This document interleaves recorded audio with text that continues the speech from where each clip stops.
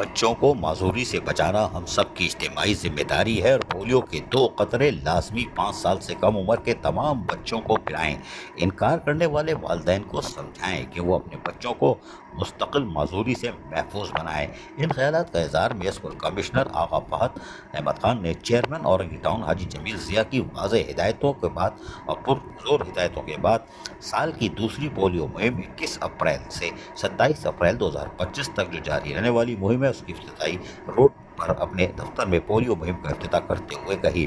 Polio مہم کے ذمہ داران اور بلدیاتی افسران سے بات چیت کرتے ہوئے آغا فہد نے کہا کہ چیئرمین اورنگی ٹاؤن حاجی جمیل ضیاء نے اس 7 روزہ پولیو مہم کی مسلسل نگرانی جاری رکھی ہوئی ہے اور میونسپل کمشنر آغا فہد احمد خان نے مزید کہا کہ پولیو معذوری کرنے والے ایک لا علاج بیماری ہے اور 5 سال سے کم عمر بچوں کے لیے پولیو ویکسین کی متعدد خوراکیں اور حفاظتی ٹیکوں کا مکمل کورس وائرس کے خلاف قوت مدافعت پیدا کرنے کے لیے نہایت ضروری ہے۔ بعد ازاں انہوں نے ڈپٹی کمشنر کراچی ویسٹ کی ہدایت پر ڈائریکٹر سینیٹیشن اشرف امام کو فوری طور پر ہیٹ اسٹروک کیمپ شارع اورنگی 5 نمبر چورنگی اور شارع قذافی پر قائم کرنے کی ہدایت جاری کی اور کہا کہ کیمپ پر پینے کا ٹھنڈا پانی، شربت، ORS وافر مقدار میں موجود ہونا چاہیے۔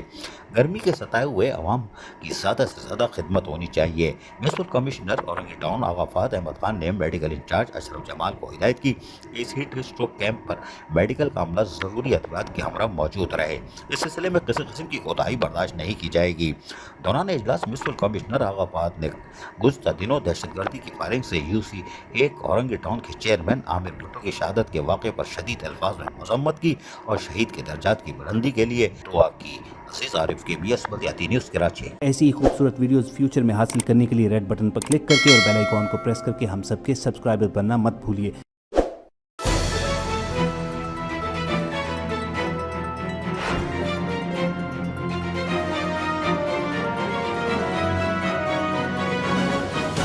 KBS بلدیاتی نیوز۔